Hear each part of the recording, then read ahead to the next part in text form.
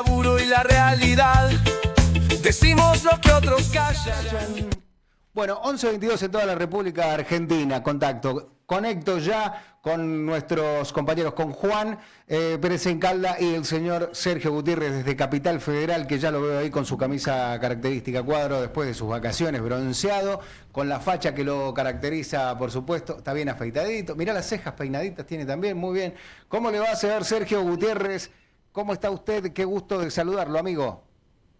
Hola, Checo, ¿cómo te va? Un gusto saludar a ustedes, a los amigos y naturalmente a toda la audiencia. Un orgullo nuevamente ser parte del servicio de noticias e informar, como decía el jingle, hablando con la gente de lo que piensa, para hablar, por supuesto, de economía, de turismo, de espectáculo, de todo lo que tiene que ver aquí con la actualidad. Aquí en Capital Federal, en la capital de los argentinos, 30 grados, cielo despejado.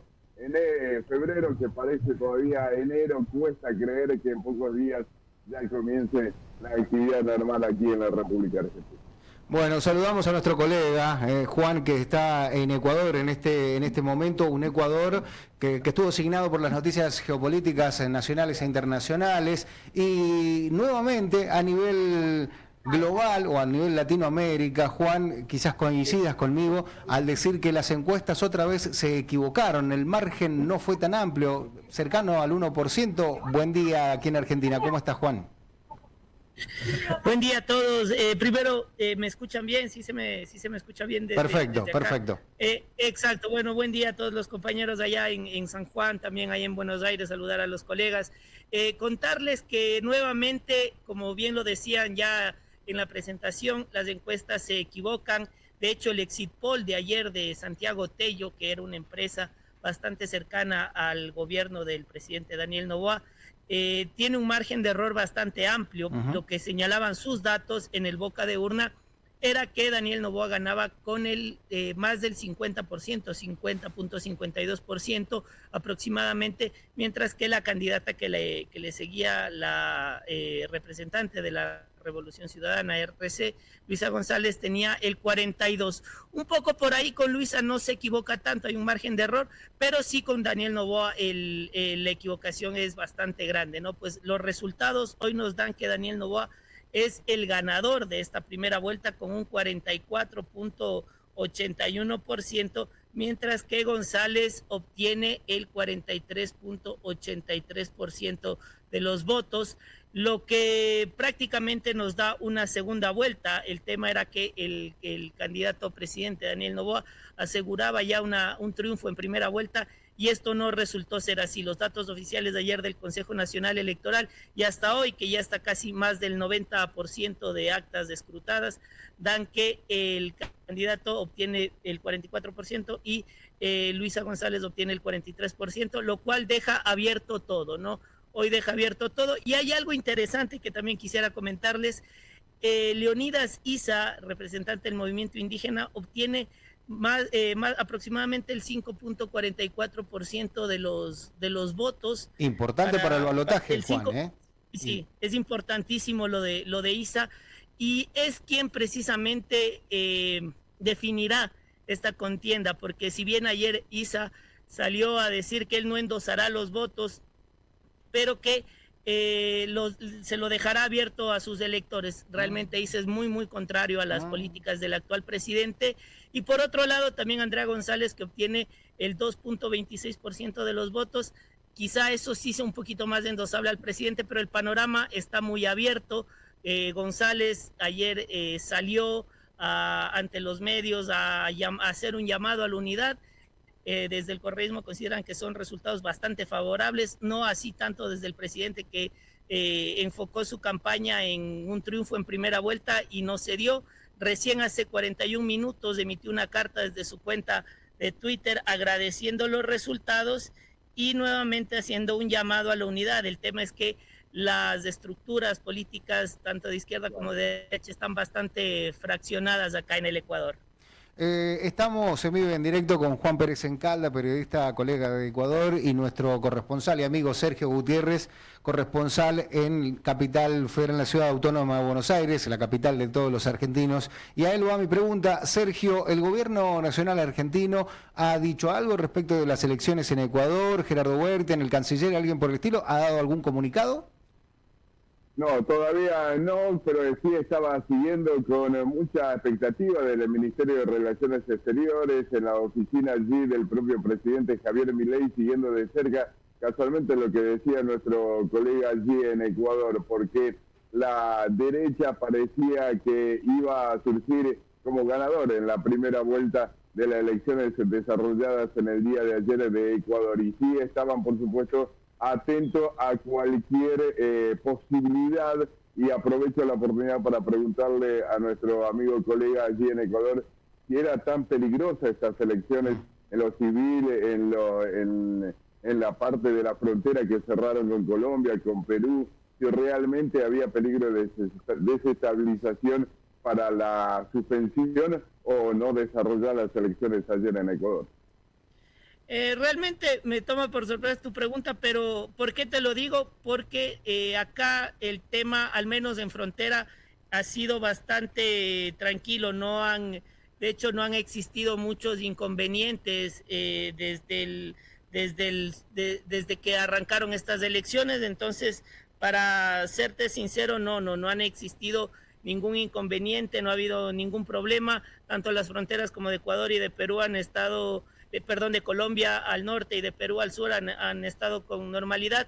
No se registró ningún incidente. El tema, y como decimos acá, donde las papas queman, está justo en las dos regiones quizá más importantes del Ecuador, tanto la costa, que básicamente en la mayoría de sus provincias triunfa a Luisa González, y la sierra, que le da el triunfo a Daniel Noboa. Entonces hay realmente una división política más interna que fuera del Ecuador.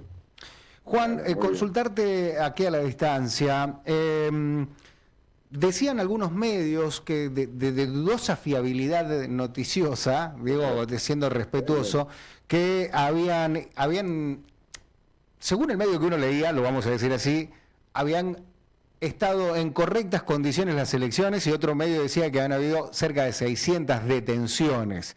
Y con irregularidades. La Unión Europea, los veedores de la Unión Europea decían, van a presentar el informe en los próximos días, decían que la situación se había desarrollado en total calma. ¿Cuál es la realidad, la verdad? Confío en tu criterio periodístico.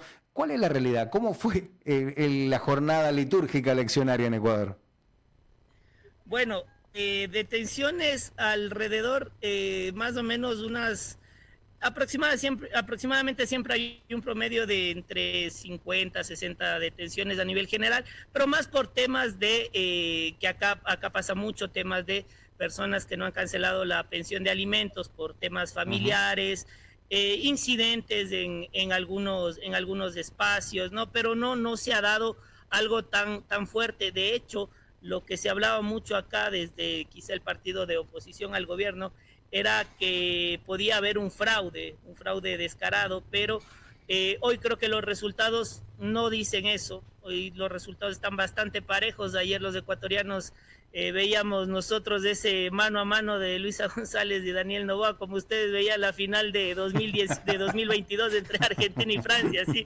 Todo muy pegadito, pero básicamente en temas de seguridad, tanto como ya lo señalaba antes, de frontera, no ha habido problemas, y en incidentes, a excepción de un más o menos 6% que se estima de actas con irregularidades que ya están siendo procesadas, es como a lo sumo lo que se ha llegado. Quizá hay una denuncia por ahí del expresidente Rafael Correa, en el que señalaba que las actas de Manabí tenían inconsistencias y había inconvenientes en Manabí, que es la provincia que mayor cantidad de población maneja y es un bastión fuerte quizá del correísmo. Había esa denuncia, sí, pero en temas de inseguridad y detenciones no. Ahora, lo que sí es importante entender a propósito de tu pregunta es por qué el triunfo en la costa de ciertos actores, principalmente del correísmo, y es que en la costa del Ecuador es donde más se concentra el narcotráfico por los puertos, ¿no? Hay que ser claros en esto y decir que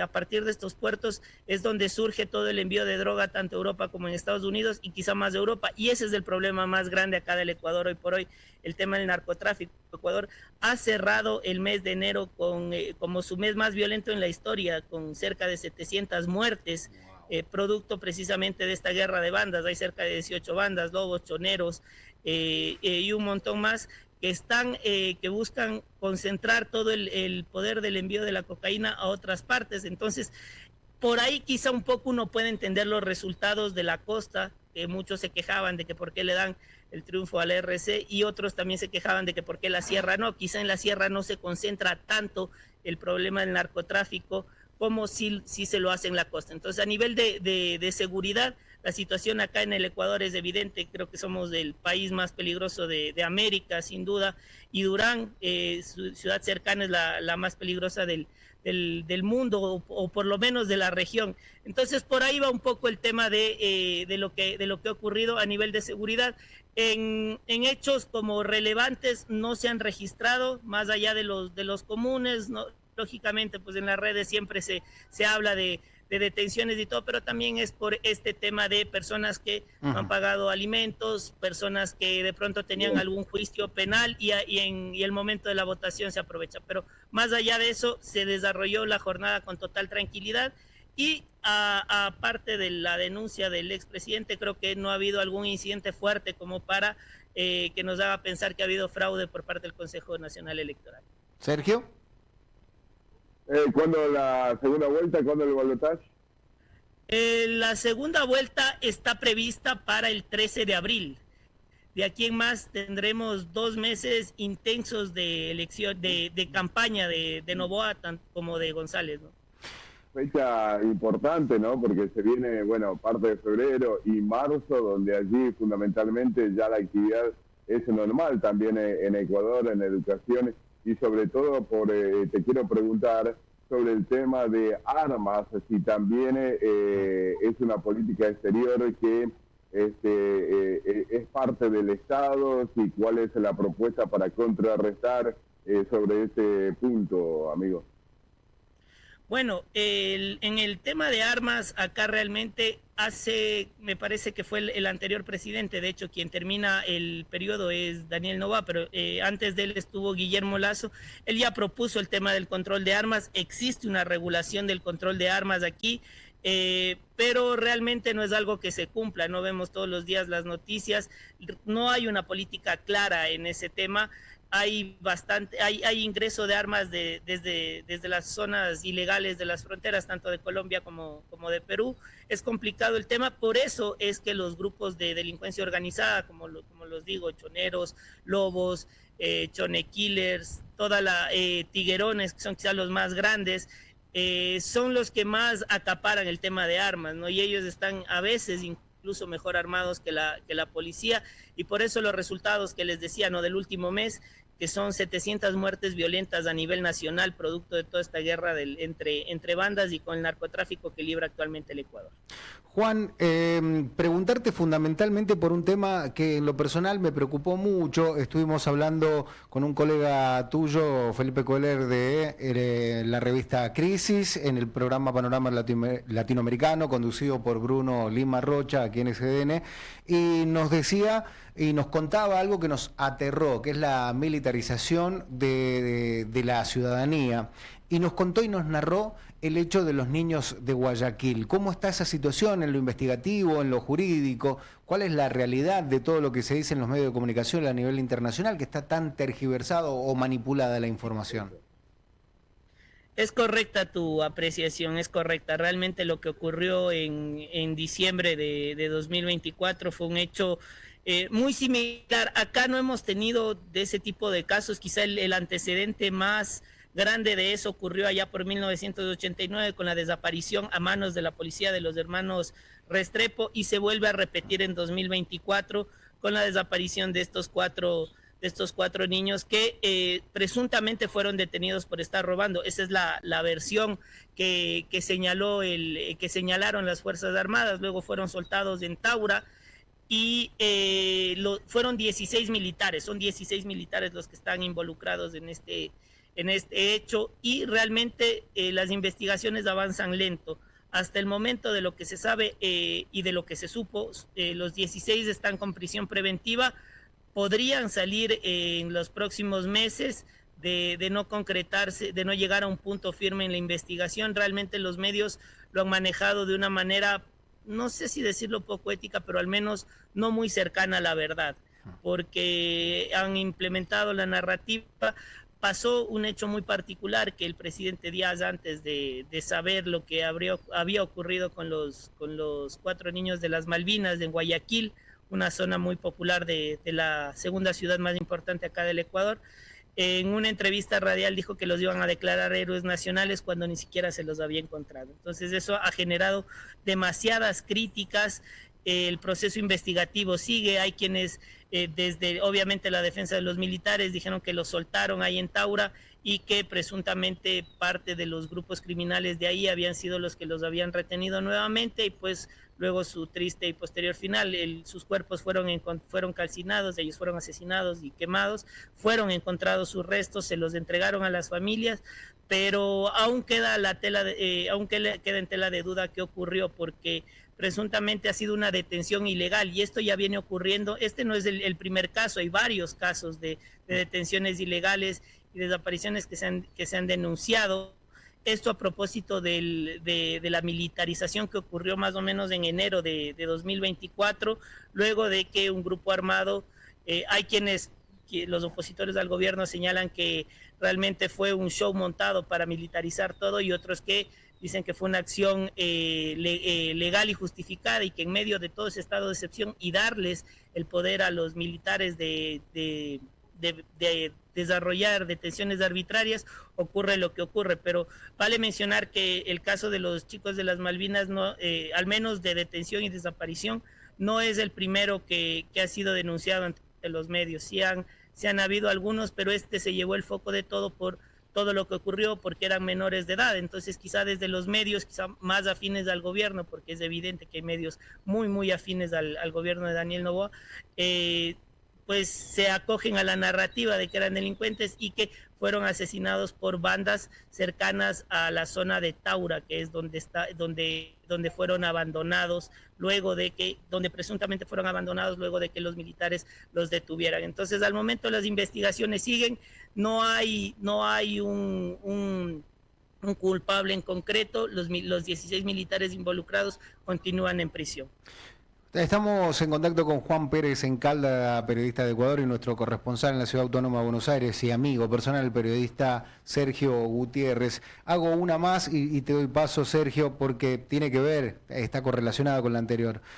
Juan, ¿crees que la no mención o la no respuesta de Noboa, cuando le hicieron la pregunta en el debate, implicó una reducción en la cantidad de votantes? Digo, porque es un tema muy sensible en la ciudadanía ecuatoriana.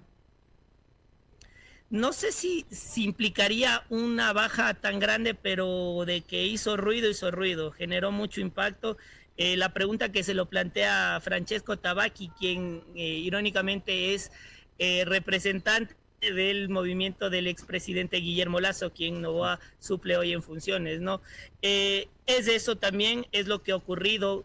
Hoy a Noboa, para Noboa el panorama está complicado, primero por el caso no resuelto de los 4 niños de las Malvinas, que nos entristeció y nos dejó en luto a todos los ecuatorianos y creo que a todos los latinoamericanos, y también ocurre las constantes violaciones a la Constitución. Es evidente la distancia marcada que tiene con su vicepresidenta Verónica Abad. Entonces no le ha querido encargar el poder, ha designado vicepresidentas por decreto, y días antes de esta votación la Corte Constitucional ya se pronunció y le pidió que no lo vuelva a hacer, no lo han sancionado.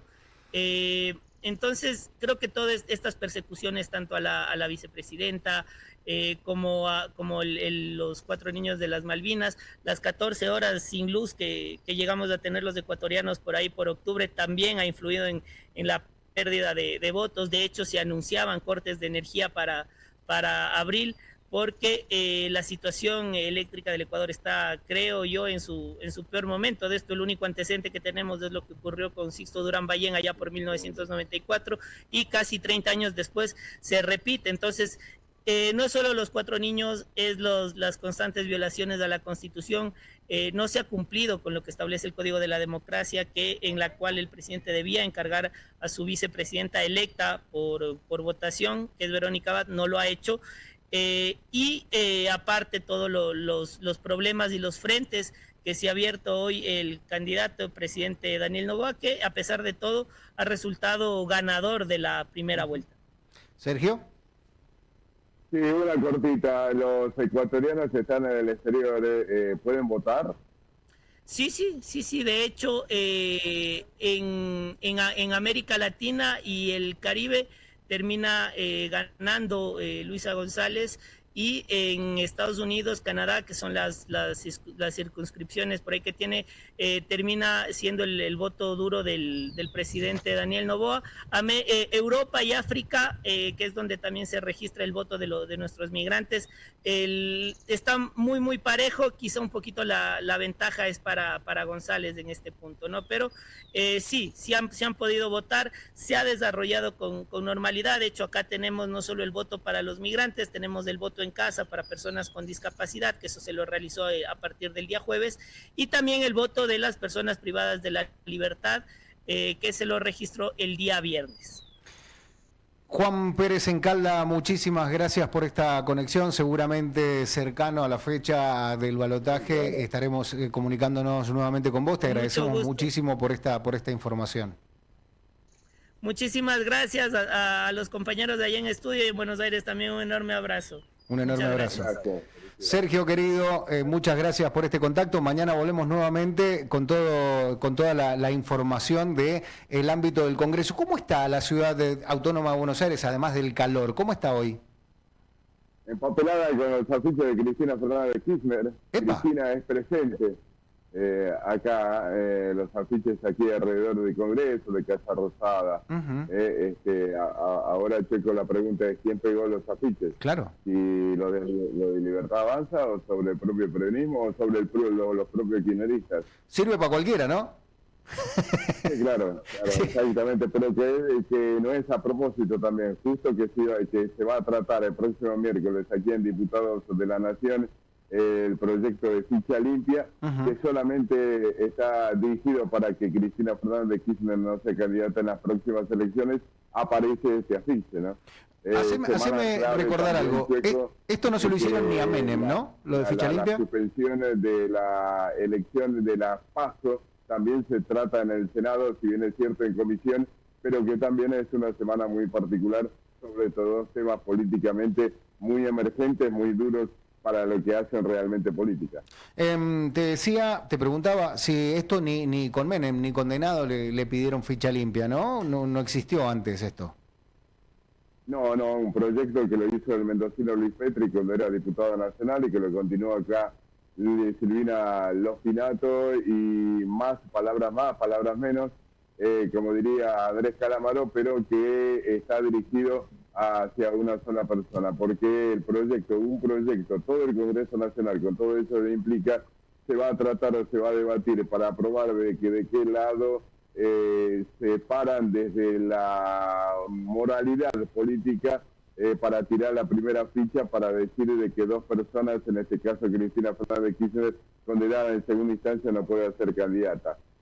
Qué tema ¿no? Y vuelve el gobierno nacional a tener una victoria en el ámbito legislativo otra vez. Se inicia con las extraordinarias, se imponen los temas, como siempre es el Ejecutivo, pero del lunes al miércoles al jueves, que no tenían los votos, termina pasando los temas solicitados de la manera más holgada posible, ¿no?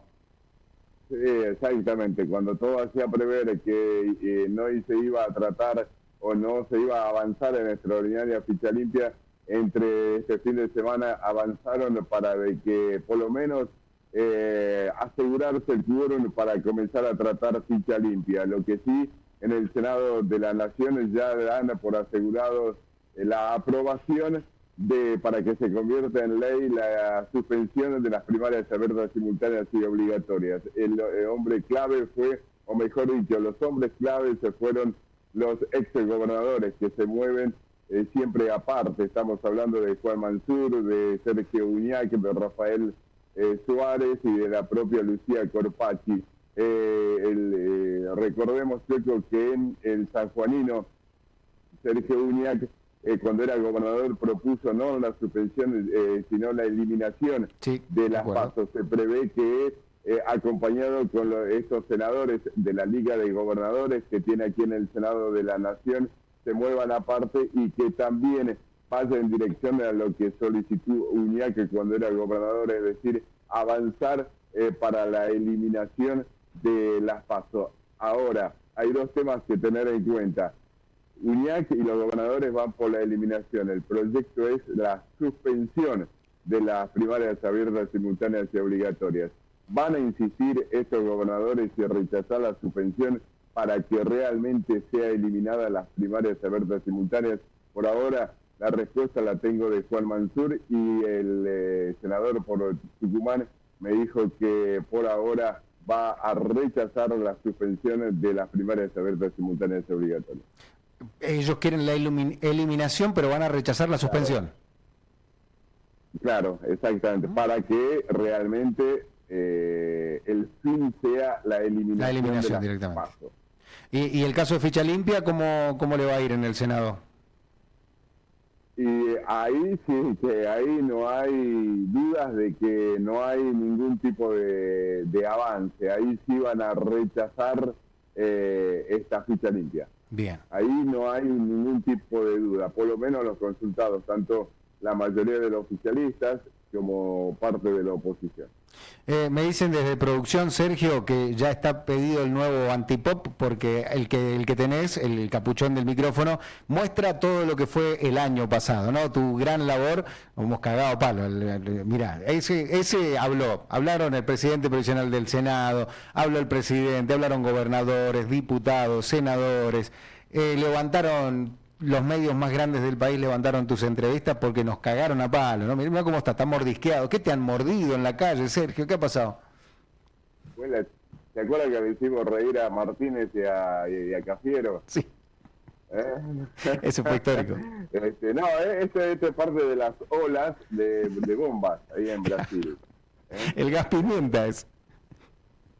Sí, exactamente. Así que, bueno, vamos a ver. El quilombo que armaste, me hiciste acordar, ¿no?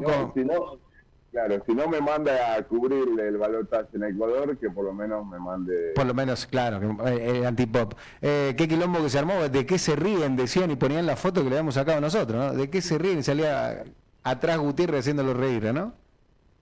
Sí, claro, de eso se trata, ¿no? De sacar los momentos distintos de los momentos de lo que está realmente sucediendo, para saber realmente a qué camino se va en la aprobación o el tratamiento de una ley. Sergio, querido, mañana, ¿qué se trata? ¿Cuál será la labor parlamentaria del día de mañana? Mañana está convocado, pero a la hora de la tarde, convocado en la Comisión de Adultos Mayores, que preside la diputada nacional Gisela Marciota, donde allí se va a recibir todo tipo de reclamos, y se prevé la propia Gisela Marciota de que cuando se escuche a los jubilados se puede elaborar un proyecto para una mejor atención de la ANSES, para el PAMI, hacer un circuito de integración de atención a los jubilados, que tiene que ver con todo, desde la salud y atención de lo administrativo, acompañamiento terapéutico, si hay o no en la actualidad, funcionan o no, y hacer algo parecido o mejorar lo que está de los propios damnificados, que son en este caso los jubilados. Por eso mañana vamos a estar allí seguramente con la palabra de la propia presidenta Gisela Marciota para hablar sobre este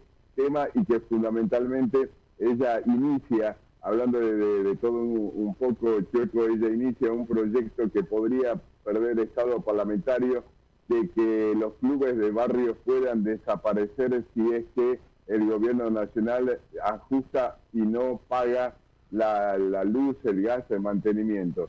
Hay que tener en cuenta este tema, porque con los cortes de luz y mantenimiento tanto de gas y de la administración, vos sabés que son los empleados pocos que reciben el sueldo del Estado Nacional. Los clubes de Estado Nacional o provincial reciben el sueldo de esos estados para el mantenimiento general de los clubes de barrio. Es decir, el gobierno nacional va a correr o va a despedir a los pocos empleados que tienen y así sucesivamente podría quedarse sin club de barrio. Sergio querido, te mando un abrazo grande, nos reencontramos mañana nuevamente, misma hora, mañana a 11, 11 y 20. Sí, señor, mañana a las 11 estamos acá. Le mando un abrazo, amigo, muy linda su camisa y el colorcito de la piel, ¿no? ¿Por dónde anduvo vacaciones usted? Usted está por el Bombiñas, Mariscal, Cuatro Islas. Muy bien, estaba más barato que ir a tomar la 12 e irse a Mar del Plata, ¿no? Totalmente, a mitad de precio. ¿Sabe por qué está a mitad todo? A ver. Porque los sueldos de los políticos no es tan grande como los sueldos de empleados públicos brasileños.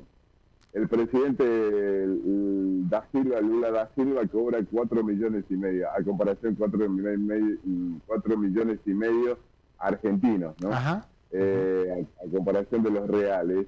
Y que diputados y senadores, allí no hay diferencia si es diputados o senadores, es el Poder Legislativo, cobra 3 millones. Ajá. Y los empleados comunes, el máximo de categoría, director, subdirector, cobra 2,5 millones.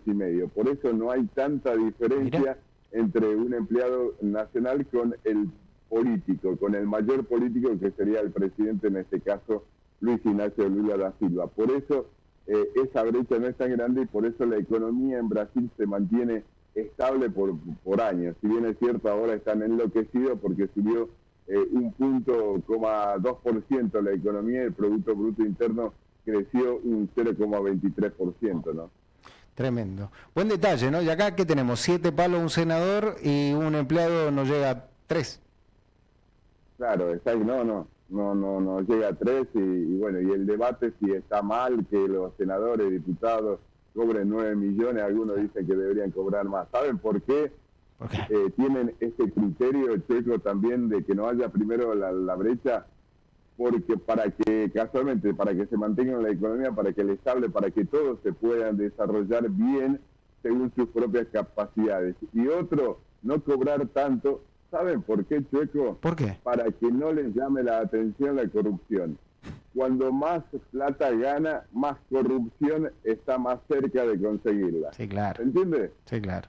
No es al revés, claro. Tal cual. No es al revés. Sergio querido. El que gana bien trabaja más. Sí, señor. Sí, señor, totalmente. Te mando un abrazo, Sergio querido. Nos encontramos mañana, amigo. Sí, señor, un abrazo, un orgullo. Abrazo grande, orgullo también. Chau, chau. Sergio Gutiérrez de la Ciudad Autónoma de Buenos Aires. Vamos rápido a una tanda, ya volvemos con Fabián Medina, nuestro economista de cabecera también, por videollamada en instantes nada más después de la tanda comercial y el anuncio de nuestros queridos auspiciantes.